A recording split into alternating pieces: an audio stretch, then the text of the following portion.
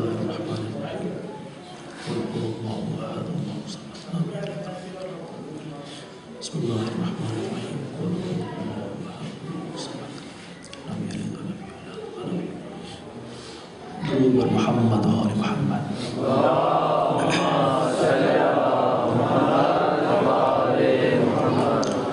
أعوذ بالله من الشيطان الرجيم بسم الله الرحمن الرحيم الحمد لله الواحد الأحد الصمد الذي لم يتخذ صاحبة ولا ولد ولم يكن له شريك في الملك ولم يكن له ولي من الذل وكبره تكبيرا.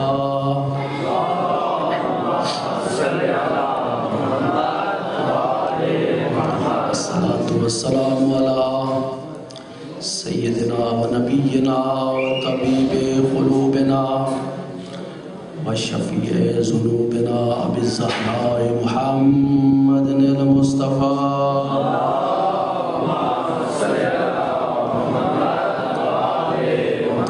الذي كان داعيا إلى الله بإذنه وسراجا منيرا وعلى إطرته الطاهرين الذين عذب الله عنهم الرجس أهل البيت وطهرهم تطهيرا.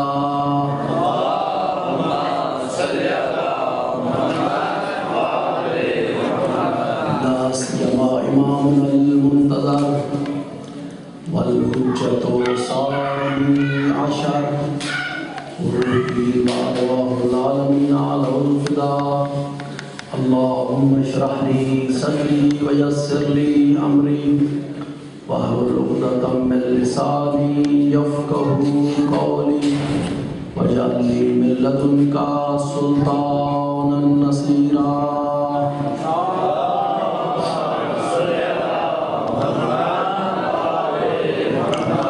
أما بعد فقد قال رسول الله صلى الله عليه وآله وسلم زينوا مجالسكم بذكر علي بن أبي طالب لأن ذكره ذكري ذكري ذكر الله عبادات. درود بر محمد و آل محمد.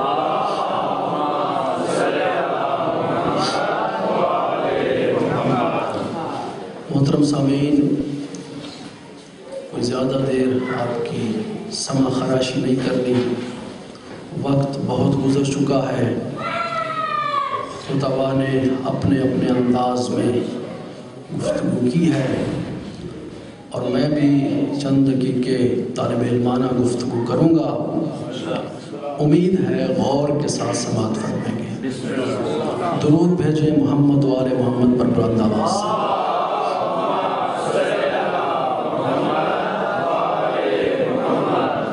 اللہ کا پاک رسول وحی کی زبان سے بولنے والا رسول، اللہ کی اجازت کے بغیر نہ بولنے والا رسول یہ فرما رہا ہے کہ اپنی محافل کو، اپنی مجالس کو زینت دو میرے بھائی علی ولی کے ذکر کے ساتھ. اس کا کوئی فائدہ بھی ہے تو فرمایا اس کا اتنا بڑا فائدہ ہے کہ اگر علی کا ذکر کرو گے تو علی کے ذکر سے مجھ محمد کا ذکر بھی ہو جائے گا اور مجھ محمد کے ذکر سے اللہ کا ذکر ہو جائے گا اور اللہ کا ذکر عین عبادت ہے. یعنی ایک علی کا ذکر اگر کر لیا تو محمد کا ذکر بھی آ گیا، اللہ کا ذکر بھی آ گیا، عین عبادت ہو گئی. امیر المومنین، امام العارفین، قطب السالکین، اخو الرسول، زوج بطول اتنی عظمتوں کا مالک ہے، اتنی شانوں کا مالک ہے کہ یہ دنیا والے اس کی شانوں کو شمار ہی نہیں کر سکتے. ان کے بس میں نہیں کہ علی کی فضیلتوں کو بیان کریں، اس لیے کہ جب عباس عم پیغمبر موجود ہے نا پیغمبر کی خدمت میں، تو علی ابن ابی طالب کا گزر ہوا، حضرت نے اپنے بھائی کو، اپنے وصی کو، اپنے جانشین کو غور سے دیکھا اور دیکھ کر مسرتوں کی آبشار حضرت کے چہرے پہ پھیل گئی، اور عم پیغمبر بڑے تعجب میں آ کر، متعجب ہو کر، حیران ہو کر پوچھتے ہیں یا رسول اللہ اتحب ھذا، علی سے اتنا پیار، علی سے اتنا عشق، علی سے اتنا لگاؤ کہ صرف علی کی زیارت کر کے، علی کو دیکھ کے آپ خوشی سے پھولے نہیں سما رہے، خوشی آپ کے چہرے سے آیا ہے؟ تو اس وقت پاک پیغمبر نے یہ ارشاد فرمایا، یا اے چچا تو کیا سمجھتا ہے کہ علی سے صرف میں محمد محبت کرتا ہوں؟ خدا کی قسم، واللہ اللہ اشد حب اللہ، علی تو وہ ذات ہے کہ جس سے سب سے زیادہ پیار اللہ کرتا ہے۔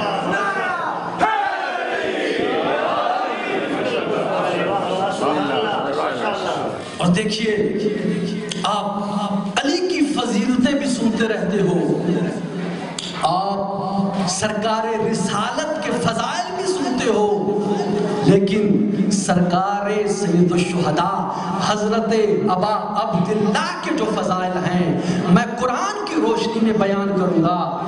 جب علی کا تذکرہ ہوتا ہے تو علی کے تذکرے کے وقت اللہ کیا کہتا ہے؟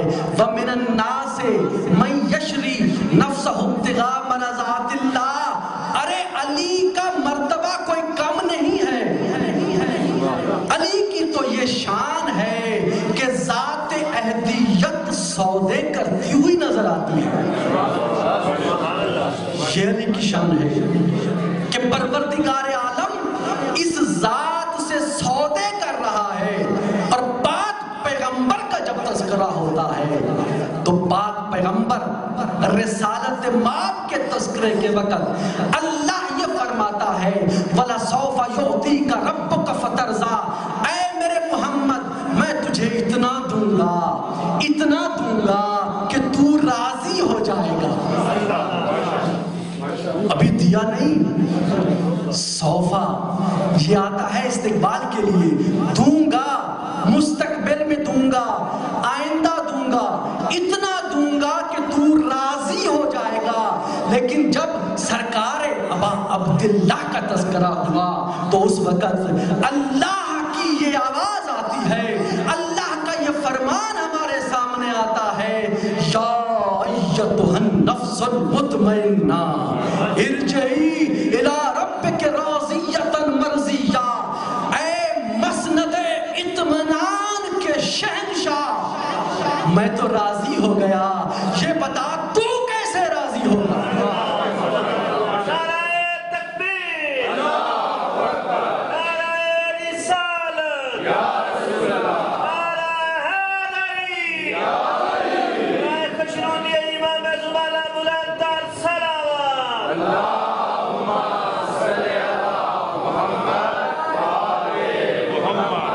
سدا آباد رہو، ہمیں حسین کے علاوہ کوئی غم نہ دیکھو۔ اور اسی آیت کا ترجمہ ڈاکٹر اقبال نے کیا ہے، اسی آیت کا ترجمہ، وہ ترجمہ کس انداز سے کیا؟ وہ ترجمے میں ڈاکٹر اقبال یہ کہتے ہیں، خودی کو کر بلند اتنا، خودی کو کر بلند اتنا کہ ہر تقدیر سے پہلے خدا بندے سے خود پوچھے بتا تیری رضا کیا ہے، بتا تیری رضا کیا ہے۔ یہ ہے حسین۔ دنیا جو ہم پہ اعتراض کرتی ہے اور یہ الزام لگاتی ہے، شیعو تم غلو کرتے ہو، حد سے بڑھ جاتے ہو، مقام نبوت سے بھی مقام امامت کو بلند کر جاتے ہو۔ میں کہوں گا تم نے تو ابھی امامت کو سمجھا ہی نہیں، تمہیں تعارف ہی نہیں امام کیا ہے۔ تم نے آج تک بھکاری دیکھے، تم نے مانگنے والے دیکھے، ہمارا امام عطا کرنے والا ہے۔ تم نے جاہل دیکھے، ہمارا امام ملکوتی گفتگو کرتا ہے۔ تم نے وہ امام دیکھے جو اپنے مریدوں کے محتاج ہیں، ہمارا وہ امام وہ ہے کہ جو ہماری دعا کا بھی محتاج نہیں۔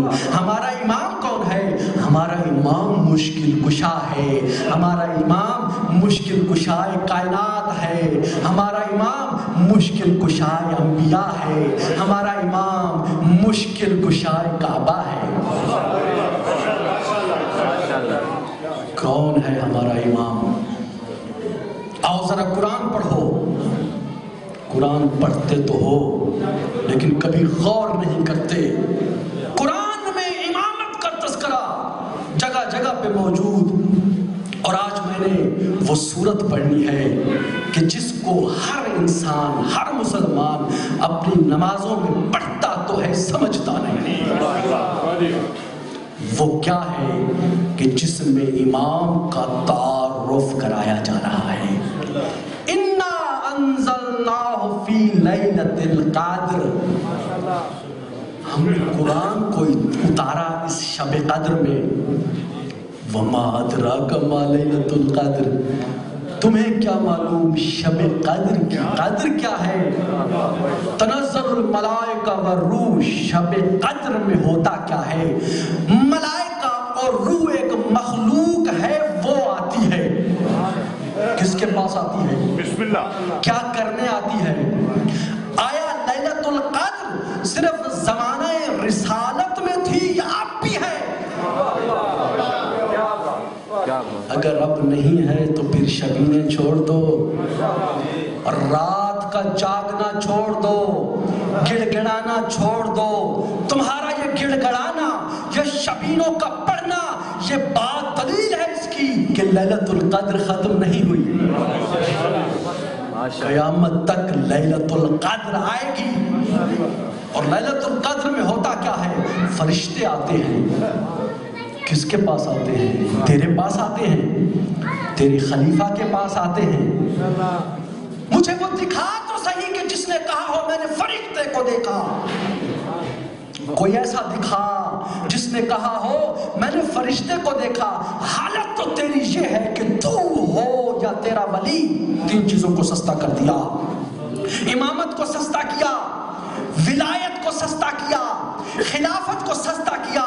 ہر قبر میں سونے والا ولی، ہر ریت کا ممنون خلیفہ، تو نے سستا کر دیا ہے منصبوں کو۔ لیلۃ القدر میں فرشتے آتے ہیں، کس کے پاس آتے ہیں؟ اولی الامر کے پاس آتے ہیں۔ ہاں، کوئی ایسا دکھا جس نے کہا ہو، دعویٰ کیا ہو کہ میں نے فرشتے کو دیکھا۔ حالت تو تیری یہ ہے، ادھر فرشتہ آیا، ادھر خدا حافظ۔ کہے گا نا فرشتہ کہ معبود مجھے ایسے کہ ہاں بھیجا، لے گیا تھا تیرا امر، وہ وصولی سے پہلے چلا گیا۔ تو معلوم ہوتا ہے کہ لیلۃ القدر میں اولی الامر کا جو تعارف کرایا جا رہا ہے، اولی الامر وہ ہے جہاں ایک دن نہیں، 2 دن نہیں، ہاں جب اس گھر کی خاتون سو جائے تو فرشتہ چکیاں چلانے آ جائے، کہوارہ چوپانی کے لیے آ جائے۔ لیلۃ القدر میں فرشتے آتے ہیں، خالی ہاتھ نہیں، امر الہی لے کر آتے ہیں۔ اور جس کے پاس امر آ گیا وہ ہے اولی الامر، وہ ہے اولی الامر۔ جب امر آتا ہے تو ہوتا کیا ہے؟ ہاں، خدا کہتا ہے سلام ہے حتی مطلع الفجر۔ جب تک امر الہی آتا رہتا ہے، سلامتی کی بارش ہوتی رہتی ہے، تو پھر معلوم کیا ہوا؟ معلوم یہ ہوا کہ جو اولی الامر ہے وہ رضی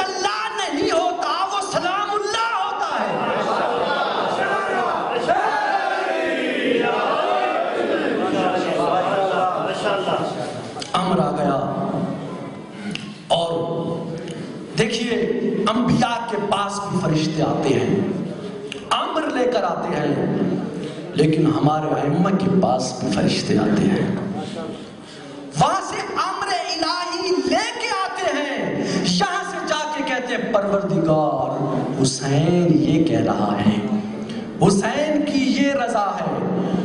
اور عزادارو، حسین اس شخصیت کا نام ہے، حسین اس باعظمت اور بافضیلت شخصیت کا نام ہے کہ جب دنیا میں آیا نا، یا صاحب نے اپنے انداز میں واقعہ فطرس بیان کیا. میرا دل بھی چاہتا ہے کہ میں بھی تذکرہ کر دوں، چونکہ جس چیز میں اہل بیت کی عظمتیں اجاگر ہو رہی ہو نا تو اسے بیان کرنا چاہیے.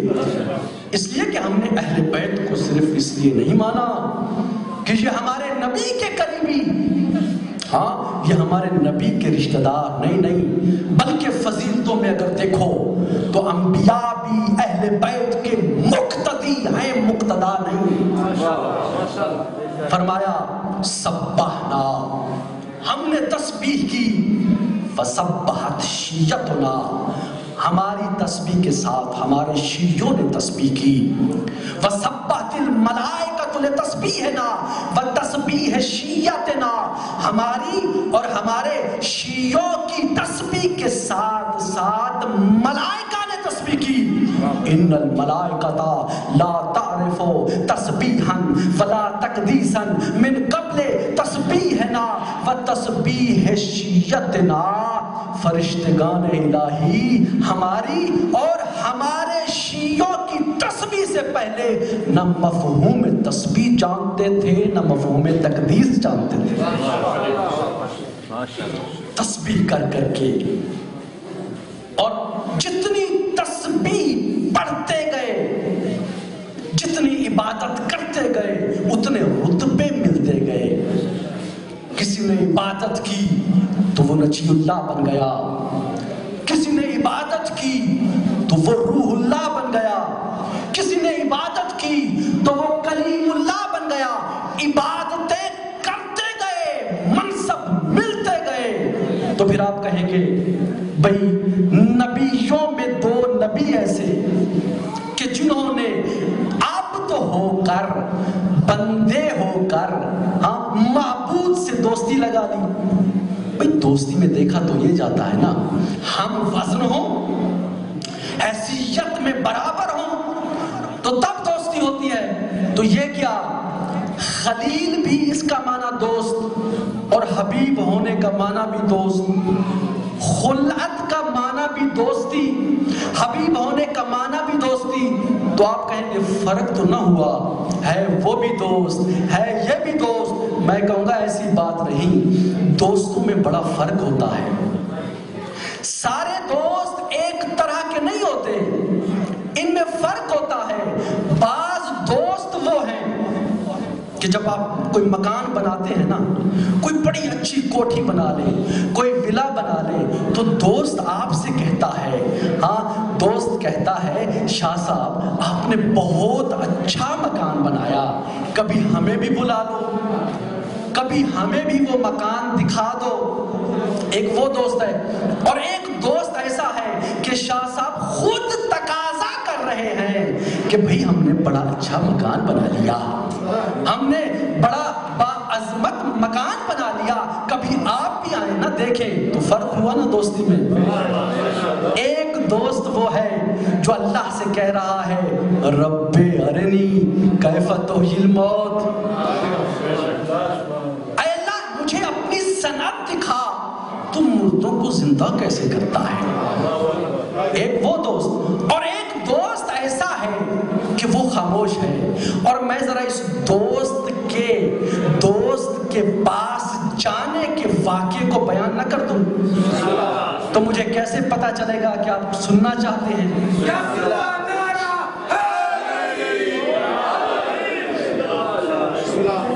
کوئی کہہ رہا تھا کہ ابھی تو یہاں تھے، کوئی کہہ رہا تھا کہ بستر گرم ہے، کوئی کہہ رہا تھا کہ پردہ ہل رہا ہے. ہم کسی سے نہیں پوچھتے،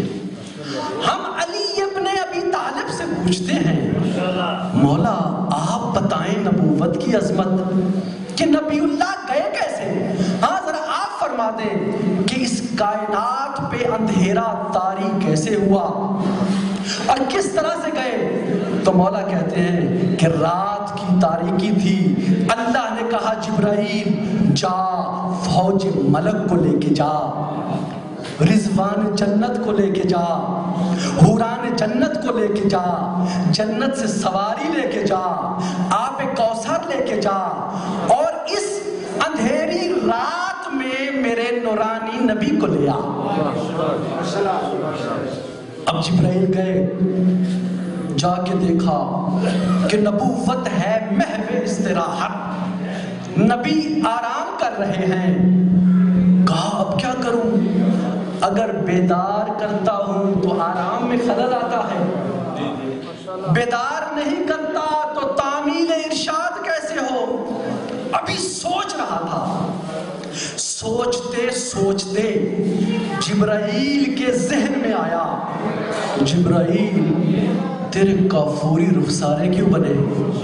دیکھیے تصور امامت میں فرشتہ خادم امام ہے، میں اس کی دلیل لانا چاہتا ہوں۔ اس کی دلیل کیا ہے؟ جب کسی نے ایک درباری شاعر سے پوچھا، اے شاعر، اے شعر کہنے والے، تو اس عام منصب پر فائز ہارون کی تعریف تو کرتا ہے، ہاں کبھی امام معصوم کی بھی تعریف کی؟ اب وہ شاعر کیا کہتا ہے؟ کہتا ہے انا لا استطیع مدح امام کان جبرائیل خادما لابی ہے۔ ارے میں اس امام کی کیا تعریف بیان کروں جس کے باپ کا خادم جبرائیل ہے؟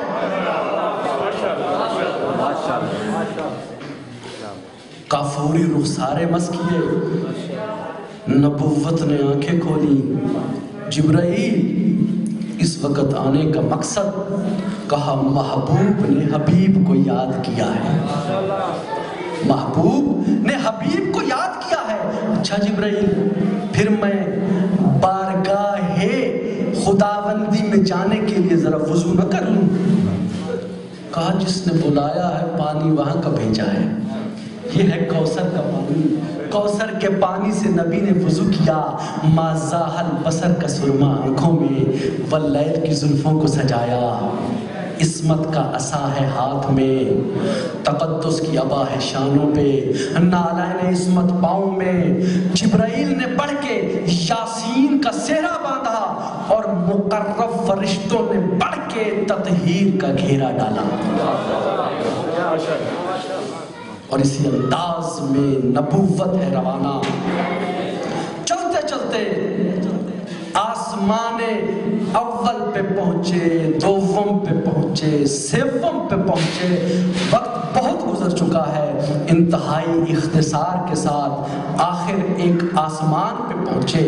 جب پہنچے ہیں نا تو تمام انبیاء اب قریب آ گئے۔ تمام انبیاء، حضرت خود فرماتے ہیں جلس لیلا یحدث اصحابہ، کہ ایک شب میں بیٹھا ہوا تھا، میرے صحابی میرے ارد گرد بیٹھے ہوئے تھے، تو حضرت نے ارشاد فرمایا اعلموا یا اصحابی، اے میرے صحابیوں میری بات سنو۔ کہا حضور فرمائیے؟ فرمایا اذا ذکرتم انبیاء الاولین صلوا علیہ ثم صلوا علیہم، کہ جب بھی دوسرے نبیوں کا تذکرہ کرو نا تو پہلے درود مجھ محمد پہ بھیجنا اور پھر دوسرے نبیوں پہ۔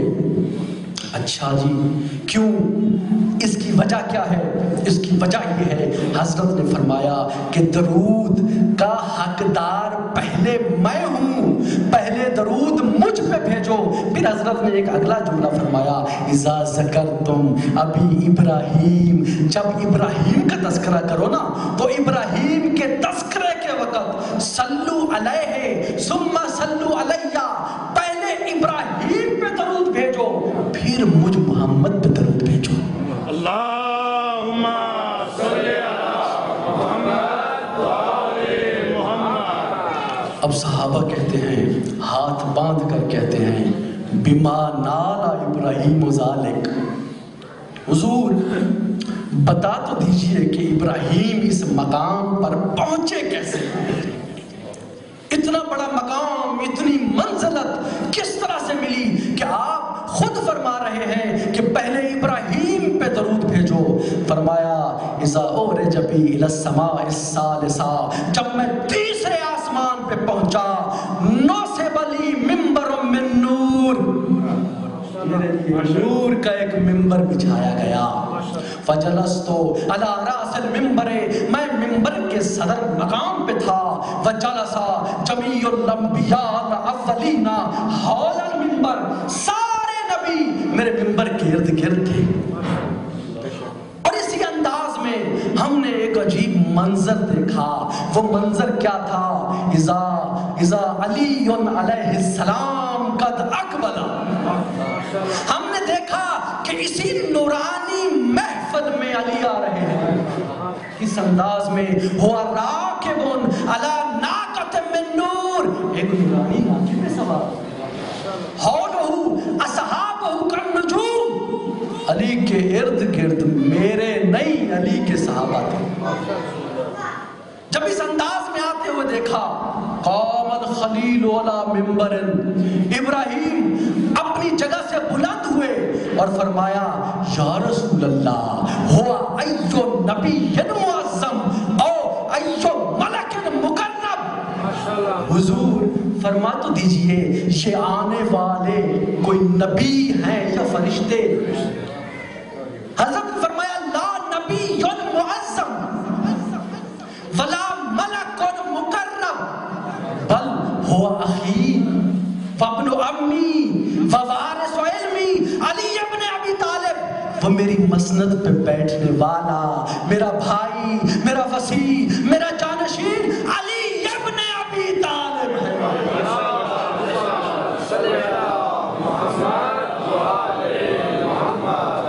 علی ابن ابی طالب ہے۔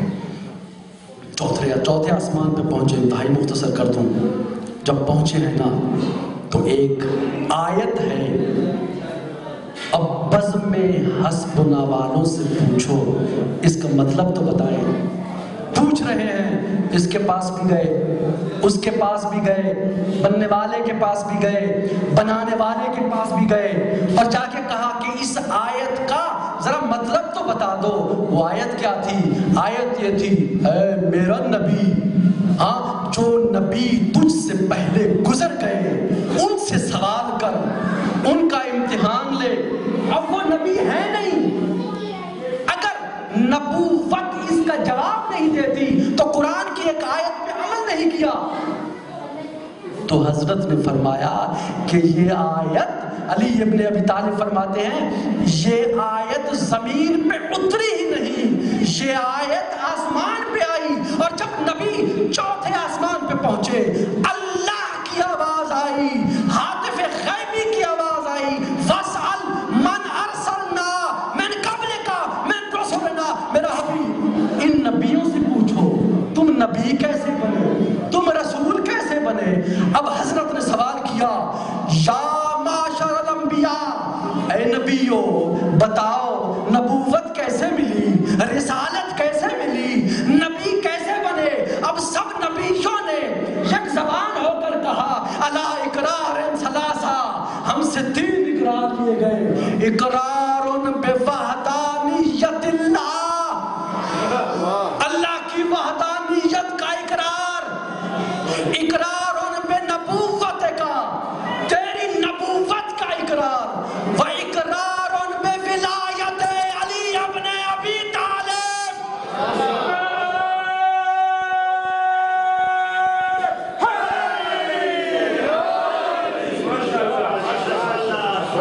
علی ابن ابی طالب کی ولایت کا اقرار۔ تو میں یہاں ایک جملہ کہا کرتا ہوں کہ اگر کوئی نبی علی ولی اللہ کے بغیر نبی اللہ نہیں بن سکتا، تو پھر مجھے بتاؤ کوئی مسلمان علی ولی اللہ کے بغیر رضی اللہ کیسے بن جاتا ہے؟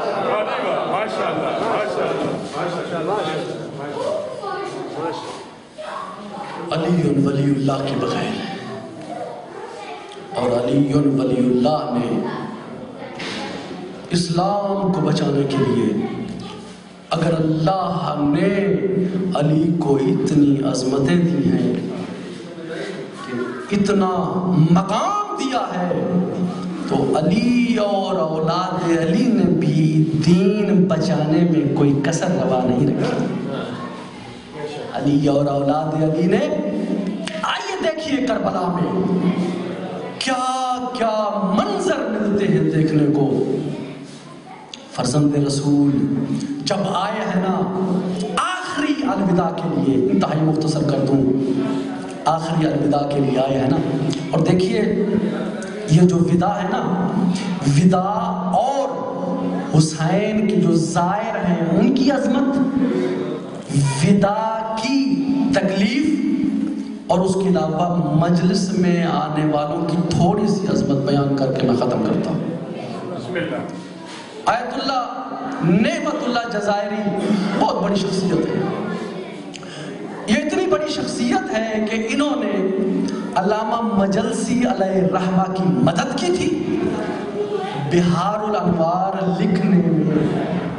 اگر وہ مدد نہ کرتے تو شاید اتنی عظیم المرتبت کتاب معرض وجود میں ہی نہ آتی۔ ان دونوں بزرگوں نے آپس میں ایک بات طے کی، وہ بات کیا تھی؟ کہا ہم دونوں میں سے جس کا پہلے انتقال ہو جائے نا، وہ عالم رویا میں، عالم خواب میں آ کر عالم میں برزخ کے حالات بتائے۔ اب نعمت اللہ جزائری کہتے ہیں بہت بڑے یعنی اہل تشیع کے عالم دین ہیں۔ آقا نعمت اللہ جزائری کہتے ہیں کہ علامہ مجلسی کا 2 سال پہلے مجھ سے انتقال ہو گیا، یعنی ملایالہ کی طرف چلے گئے، انتقال ہوا۔ اصفہان میں نعمت اللہ جزائری پر عرصہ زندگی تنگ، بڑی مشکل حالات تھے ان کے، زندگی گزار رہے ہیں۔ دل میں سوچا کہ حالات میرے تنگ ہیں، اور جب بھی حالات تنگ ہو جائیں تو اہل بیت کے در پہ جھک جایا کرو۔ یہ دروازہ بڑا کریم دروازہ ہے، یہ وہاں سے عطا کرتا ہے جہاں انسان کی سوچ بھی نہیں جاتی۔ یہ سوچ کر کے نعمت اللہ جزائری نے رخت سفر باندھا، آئے ہیں کربلا میں۔ کربلا میں نعمت اللہ جزائری پہنچے ہیں، پہنچ کر سب سے پہلے کہا کہ چونکہ کربلا میں آیا ہوں، حق بنتا ہے پہلے زیارت حسین سے شرف یاب ہو جاؤں۔ عزیزدارو، یہ بزرگ عالم جلیل القدر جسے علامہ کہتے ہیں، آیت اللہ کہتے ہیں، یہ شخص حرم میں داخل ہونا چاہتے ہیں کہ ایک منظر دیکھا، اس منظر کو دیکھ کر بہت پریشان ہوئے۔ وہ منظر کیا تھا؟ منظر یہ تھا، عرب خانہ بدوش عرب، معمولی لوگ جن کے سروں کے بال پریشان تھے، جن کے پاؤں میں جوتی نہیں تھی، جن کے لباس میلے تھے، جنہوں نے نامرتب کپڑے پہنے ہوئے تھے، جن کے لباسوں سے خوشبو نہیں اٹھ رہی تھی، چوک در چوک مظلوم کربلا کے حرم میں داخل ہو رہے ہیں۔ اس انداز کو دیکھ کر نعمت اللہ جزائری لرز گئے، کہاں حسین کا مقام، کہاں ان لوگوں کا یہ جانا، ان کا یہ انداز۔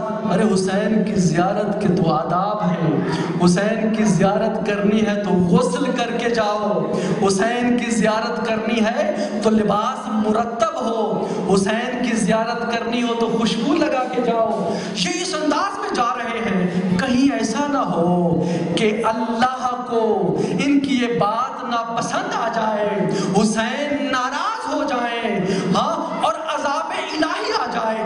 یہ سوچ کر کے یہ عالم واپس پلٹا، مسافر خانہ میں یا جہاں بھی اس کی رہائش تھی وہاں آ کے سو جاتے ہیں۔ عالم میں خواب میں دیکھا تو کیا دیکھا؟ دیکھتے ہیں حسین کا روزہ ہے اور روزہ حسین پر ساتھ ہی ایک منبر رکھا ہوا ہے.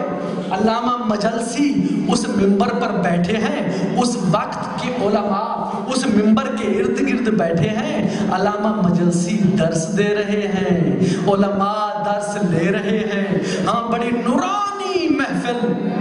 اسی نورانی محفل کو جب انہوں نے دیکھا, کہتے ہیں کہ میں بھی اسی محفل میں بیٹھ گیا اور مجھے علامہ کا وہ وعدہ یاد آ گیا کہ جو پہلے چلا جائے گا وہ عالم برزخ کے حالات بتائے گا. یہ کہتے ہیں کہ میں جا کے ایک طرف خاموشی کے ساتھ جا کے میں بیٹھ گیا. کہتے ہیں جب میں بیٹھا ہوں نا تو اچانک میں نے ایک آواز سنی. وہ آواز کیا تھی؟ آواز آ رہی تھی ترکو ترکو, راستہ چھوڑو راستہ چھوڑو. کہتے ہیں میں نے حیران ہو کے پوچھا, ایک عرب کا کندھا ہلایا, کہا یہ کیوں راستہ چھڑوا رہے ہو, کیوں راستے کو خالی کر رہے ہو؟ تو اس عرب نے کہا, اے نعمت اللہ جزائری, تمہیں پتہ نہیں ہے آج جمعرات ہے اور جمعرات کو سیدہ زہرا اپنے مظلوم بیٹے حسین کی زیارت کے لیے آتی ہے. اجرکم اللہ, حسین کی زیارت کے لیے آتی ہے اور زہرا تشریف لے آئی ہے, زہرا آ چکی ہیں. اچھا, تو پھر یہ راستہ کیوں خالی کروا رہے ہو؟ کہا راستہ اس لیے خالی کروا رہے ہیں, کچھ شخصیات ایسی ہیں کہ جو حرم کے باہر موجود ہیں, زہرا ان کے استقبال کے لیے جا رہی ہے. اجرکم اللہ, بڑا حیران ہوا, بڑا پریشان ہوا. پتہ نہیں کون سے اولیاء اللہ ہیں کہ جن کے استقبال کے لیے حسین کی دکھیاری ماں خود جا رہی ہے. یہ دن میں سوچتا ہے مجلسی سے بعد میں ملاقات ہو جائے گی, میں جاتا ہوں, ہاں میں سید ہوں, ماں زہرا دیکھتا ہوں کس کا استقبال کرتی ہے. یہ کہتا ہے ہم نے دیکھا حوروں کا ایک ہجوم تھا, ہاں اوپر سے بھی پردہ لگا ہوا تھا, سائیڈوں پہ بھی پردہ لگا ہوا تھا. اس باعظمت عالم میں, اس باشکوہ عالم میں ترکو ترکو کی آوازیں آ رہی ہیں, جناب زہرا جا رہی ہے. کہتا ہے میں بھی اس قافلے کے پیچھے چل پڑا. کہتا ہے جب میں گیا ہوں نا تو میں نے جا کے دیکھا, جو ہی انہوں نے حرم کے باہر والے حصے کا دروازہ کھولا تو کہتا ہے میری نگاہ پڑی ان زائروں پر, ان حسین مظلوم پر, رونے والوں پر کہ جن کے بال بھی پریشان تھے, جن کے لباس بھی چاک تھے, جن کے لباس بھی میلے تھے, جن کے پاؤں میں جوتی بھی نہیں تھی, جن کے جسموں سے کوئی معطر خوشبو بھی نہیں آ رہی تھی. کہتا ہے پھر میں ڈر گیا. میں نے کہا شاید جناب سیدہ سرزنش کے لیے آئی ہے, ان کو ڈانٹے گی.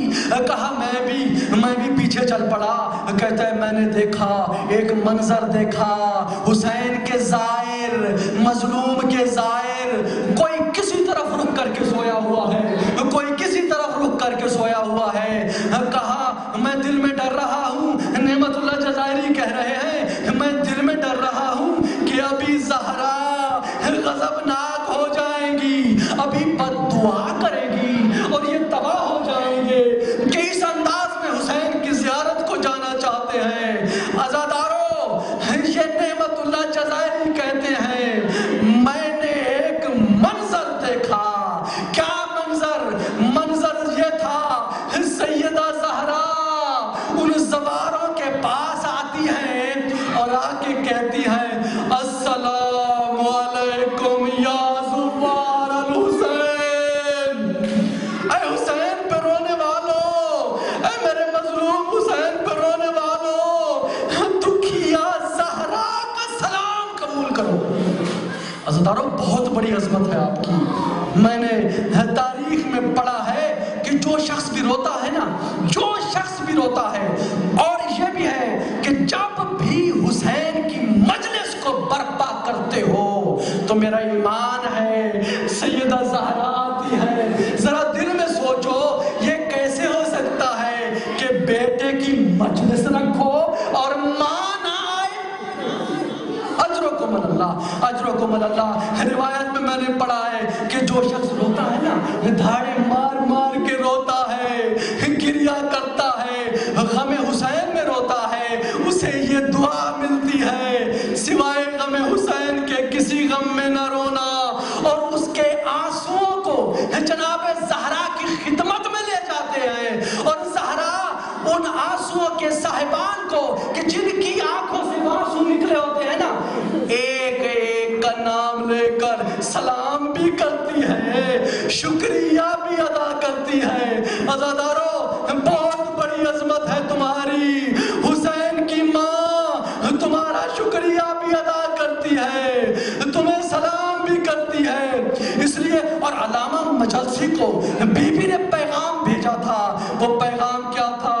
مجلسی تو ہر وقت اپنی مرضی کے مصائب پڑھتا ہے، آج مجھ زہرا کا دل چاہتا ہے حسین کا فدا تو پڑھ، ذرا یہ تو بتا حسین بہنوں سے جدا کیسے ہوئے، حسین نے آخری خدا حافظی کس طرح سے کی؟ اجرکم اللہ۔ عزادارو، شہادت پڑھنا مقصود نہیں ہے، آج کا دن وہ دن ہے کہ جو مظلوم حسین کی اس کم سن بیٹی، وہ کم سن بیٹی عزادارو کہ جو شبیہ زہرا تھی، جو زہرا کی ہم شکل تھی، میں بی بی زہرا سے ہاتھ باندھ کر عرض کروں گا، بی بی جب آپ کی ماں کا انتقال ہوا تھا نا، تو اس وقت آپ کی یہ آوازیں آ رہی تھی، این امی، این امی، 3-4 سال کی بچی ہے، ماں کو پکار رہی ہے، میری ماں زہرا، میری ماں خدیجہ کہاں چلی گئی؟ عزادارو، اس وقت عرش ہل رہا تھا، ملائکہ نے تاج اتار دیے تھے، آواز آئی تھی، محمد اپنی بیٹی کو ماں سے جدا کر دو، فرشتوں نے تسبیح چھوڑ دی ہے۔ عزادارو، میں کہوں گا جناب زہرا، آؤ کربلا میں دیکھو تیرے حسین مظلوم کی بیٹی، مظلوم سکینہ، وہ سکینہ کہ جس نے اتنے مصائب دیکھے، کہ جو مصائب جناب زہرا نے دیکھے تھے۔ اجرکم اللہ۔ اس لیے جب پوچھا جاتا تھا نا سید سجاد سے، مولا ذرا یہ تو بتا دیجئے کون سی وہ جگہ تھی، کون سا وہ مقام تھا کہ جہاں آپ نے سب سے زیادہ مصیبتیں دیکھی؟ سید سجاد کے دہن اقدس سے بے ساختہ جملہ نکلتا تھا، الشام، الشام، الشام۔ مولا، آپ کے بابا کا سر تن تو کربلا میں جدا ہوا ہے نا، سر تو کربلا میں جدا ہوا ہے، شام کا آپ کیوں کہہ رہے ہیں؟ شام کے بارے میں کیوں کہہ رہے ہیں؟ سید سجاد، عزادارو، اب وہ روایت پڑھنے لگا ہوں جو کسی ذاکر کی روایت نہیں، جو کسی راوی کا جملہ نہیں، جو کسی محدث کی حدیث نہیں، یہ وہ مصائب ہے جو سید سجاد نے خود پڑھا۔ سجاد کہتے ہیں جب شام کا بازار آ گیا تو سکینہ چلتے چلتے میرے قریب آئی، اور میرے قریب آ کے کہا، سجاد کلی شمرا لا تضربی علی وجہی بالصوت۔ سجاد سارا راستہ مجھے کانٹوں پہ چلاتے رہے، میں نے صبر کیا، سجاد مجھے تماچے مارتے رہے، میں نے صبر کیا، سجاد شمر سے کہو میرے منہ پہ تازیانے تو نہ مارے۔ اجرکم اللہ۔ عزادارو، یہی بچی، یہی سکینہ جب دربار یزید میں آئی ہے نا، دربار میں یزید میں آئی، علامہ صفدر نجفی کے جملے ہیں، وہ کہا کرتے تھے یزید تخت پہ بیٹھا ہے، تشت میں مظلوم کا سر ہے، زران کی چھڑی ہے، کبھی ہونٹوں کی بے ادبی کر رہا ہے، کبھی ان دانتوں پہ چھڑیے مار رہا ہے جسے نانا رسول چومتے چومتے تھکتا نہیں تھا۔ عزادارو یہ منظر دیکھ کر کے سکینہ برداشت نہیں کر سکی، کہا یزید میرا ایک خواب سن لو۔ علماء تو یہ پڑھتے ہیں نا کہ اس وقت یزید نے حکم دیا کہ سکینہ کی رسیوں کو کھول دیا جائے، لیکن ان گناہگاروں کو نے جو پڑھا وہ یہ روایت یہ ہے جب سکینہ نے دیکھا کہ حسین کے لبوں کی بے ادبی کر رہا ہے، حسین کے دانتوں پہ چھڑیے مار رہا ہے، عزادارو سکینہ نے اپنے ہاتھوں کو کھینچا، ہاتھوں کو کھینچنا تھا، ارے گوشت جدا ہو گیا، سکینہ قریب چلی گئی، یزید میرے بابا کو تو نہ مار، یزید ان ہونٹوں کو میرا نانا نبی چومتا تھا۔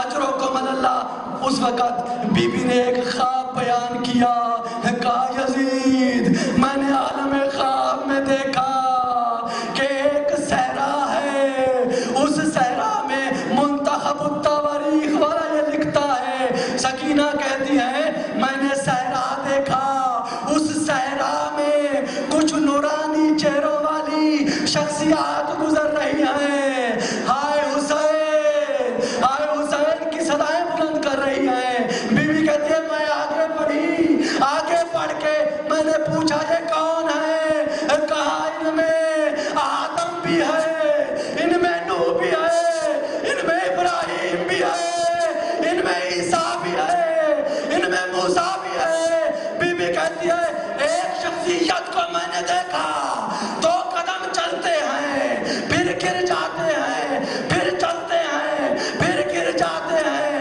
بی بی نے پوچھا اے فرشتے مجھے یہ بتا یہ شخصیت کون ہے جو کبھی گر جاتی ہے، کبھی اس کو سہارا دے کے چلاتے ہیں؟ کہا یہ تیرا نانا مصطفیٰ، یہ تیرا نانا مصطفیٰ۔ نبی کی آواز آ رہی ہے یا بنیا، او میرا حسین، قتلوک تجھے قتل کر دیا، معرفوک تجھے نہیں پہچانا۔ اجرکم اللہ، عزادارو اب سکینہ نے جب قریب جانا چاہا، ایک دکھیا کی آواز آئی، سکینہ الیہ الیہ، سکینہ میرے پاس آ۔ سکینہ عرض کرتی ہے بی بی آج سے پہلے تو میں نے آپ کو نہیں دیکھا۔ بی بی کی آواز آئی میں زہرا بقیہ چھوڑ کے آ گئی، یہ سننا تھا۔ سکینہ دوڑ کے گئی، اپنے آپ کو سیدہ کی گود میں گرا دیا، کہا اماں زہرا کسی نے ہمارے اصغر پہ رحم نہیں کیا، اماں زہرا بھیا اکبر برچھی کھا کے سو گئے، اماں زہرا چچے عباس کے بازو قلم ہو گئے، اماں زہرا ہمیں قید کر کے لے آئے۔ عزادارو یہ جملے جب سنے ہیں نا، یہ جملے سن کے زہرا کہتی ہے سکینہ لا تورکی قلبی، ارے میرے جگر کو نہ جلاؤ سکینہ، اب میں جا رہی ہوں اپنے بالوں کو حسین کے خون سے خضاب کروں گی، جب روز محشر ہوگا کہوں گی اے حاکم الحاکمین کیا قصور تھا میرے حسین کا، کیا جرم تھا میرے حسین کا۔ اجرکم اللہ، عزادارو اب سکینہ رو رہی ہے، زینب چپ کرا رہی ہے، سکینہ گریہ کر رہی ہے، زینب چپ کراتی ہے، سکینہ خاموش ہو جا، سکینہ چپ کر جا۔ عزادارو سکینہ کیا کہتی ہے، یا بتا مجھے بتاؤ میرا بابا کہاں، مجھے بتاؤ میرا بابا کہاں۔ عزادارو جب حسین کا سر لائے ہے نا سکینہ کے پاس تو سکینہ نے کہا یہ کیا ہے، ما ھذا، یہ کیا ہے؟ بیویاں منہ پہ پیٹ کے کہتی ہیں یہ وہ ہے جس کو تو طلب کر رہی ہے۔ عزادارو جب سر قریب آیا، دشت سے رومال ہٹایا، سکینہ نے بابا کو دیکھا، کہا یا ابتا من الذی اعتمنی علی صغر سنی، بابا مجھے اس عمر میں یتیم کس نے کیا؟ من الذی قطع وریدک، بابا تیری رگوں کو کس نے کاٹا؟ من الذی خصب شیبتک، بابا تیری داڑھی کو خضاب کس نے کیا؟